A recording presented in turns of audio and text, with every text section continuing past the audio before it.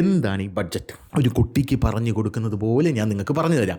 ഈ ബഡ്ജറ്റ് എന്ന് പറയുന്നത് സർക്കാർ എഴുതുന്ന ഒരു വലിയ വരുമാനം പ്ലസ് ചെലവ് ഡയറിയാണ്. എങ്ങനെയാണ്?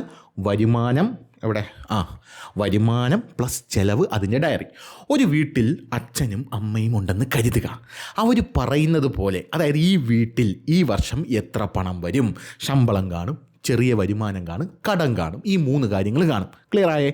ഈ വർഷം ഇത് എവിടെ ചിലവാക്കും, നമ്മൾ എവിടെ തുരക്കും, എവിടെ ചിലവാക്കുമെന്നാണ് ഇപ്പോൾ അച്ഛനും അമ്മയും എല്ലാം ആലോചിക്കുന്നത്.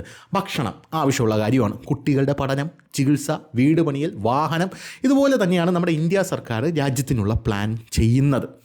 ഇതുപോലെ തന്നെയാണ്. അതിൻ്റെ പേരാണ് കേന്ദ്ര ബഡ്ജറ്റ്. ഇപ്പോൾ ഒരു കുട്ടിക്ക് പറഞ്ഞ് മനസ്സിലാക്കുന്നത് പോലെ നിങ്ങൾക്ക് മനസ്സിലായല്ലോ.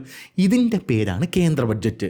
ഇനി കേരളത്തിൻ്റെ ബഡ്ജറ്റിൽ ഒന്നുമില്ല എന്ന് ആളുകൾ പറയുന്നു. അതെന്തുകൊണ്ടാണ് എന്ന് നമുക്ക് നോക്കാം.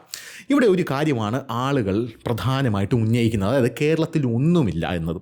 പക്ഷേ ഇത് ശരിയല്ല. കാരണം കേരളത്തിന് പണം വരുന്നത് എങ്ങനെയാണ് എന്ന് നമ്മൾ ആദ്യം ആലോചിക്കണം. കേരളത്തിന് അതായത് നമ്പർ 1, കേരളത്തിൻ്റെ പേര് എടുത്ത് പ്രഖ്യാപിക്കുന്ന വലിയ പ്രോജക്റ്റുകൾ ഒന്നും തന്നെ ഇല്ല. പിന്നെ എങ്ങനെ കേരളത്തിന് പണം വരും? ഉദാഹരണം, എയിംസ് ഉണ്ടോ ഇവിടെ?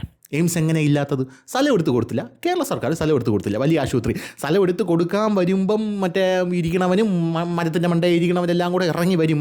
അവിടെ ഇത് പറ്റില്ല, ഇവിടെ അത് പറ്റില്ല, ഇവിടെ സ്ഥലം എടുക്കാനല്ല, കുഴിച്ച് ശിവലിംഗം തോണ്ടാനാണ് പറഞ്ഞത് എന്നൊക്കെ പറഞ്ഞ് കോൺസ്പിറസി തിയറികൾ ഇഷ്ടമാര് വരും.